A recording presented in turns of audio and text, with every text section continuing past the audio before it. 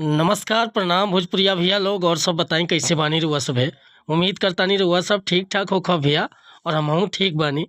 तो स्वागत बाटे आप सबके राइटर विजय बागी के चैनल पर। और आज उपस्थित बानी भैया रउआ सबके बीच में लेके होली स्पेशल एकदम जबरदस्त मीटर देवर भौजाई के फगुआ गीत। और दिल से बतावत नहीं भैया कि एकर मतलब कि बढ़िया म्यूजिक बनवा देता नहीं आ कोरस करवा देता नहीं तो गाना 100% होली में बच जाई भैया। तो चलिए देर ना करते हुए मैटर के शुरुआत कइल जा कि कैसे गीत के गावे के बा, का एकर धुन बा, का लय बा। लेकिन वीडियो स्टार्ट कर से पहले भैया एगो बात बतावल चाहब। रउआ अगर नया सिंगर बानी आ सिंगिंग में इंटरेस्ट बा, अच्छा मैटर के तलाश में भटकतानी, बढ़िया गीत नहीं मिलत, सही तुकबंदी नहीं मिलत या आपके मन पसंद के मीटर नहीं मिलत, तब भैया अगर हमरा चैनल पर आ गए बानी तो सबसे पहले चैनल के सब्सक्राइब कर ली, बेल आइकन प्रेस कर ली। हर रोज़ रुआ के नया नया मीटर सुने के, देखे के और गावे के मिलत रही भैया।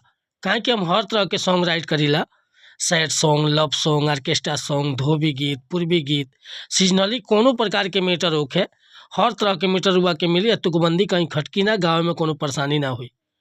तो एक खतरा कॉल चाहे रुआ कोनो प्रकार के मीटर लिखवा बा तो बेहिचक रुआ कॉल कर सकीले या व्हाट्सअप कर सकीले।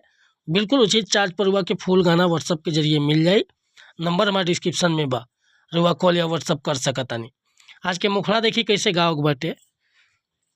अरे होलिया में भैया तो बारे लुधियाना, कि बारे लुधियाना भौजी बारे लुधियाना, आ देवरे से चोली के रंगाइलो खजाना, रंगाइलो खजाना, रंगाइलो खजाना।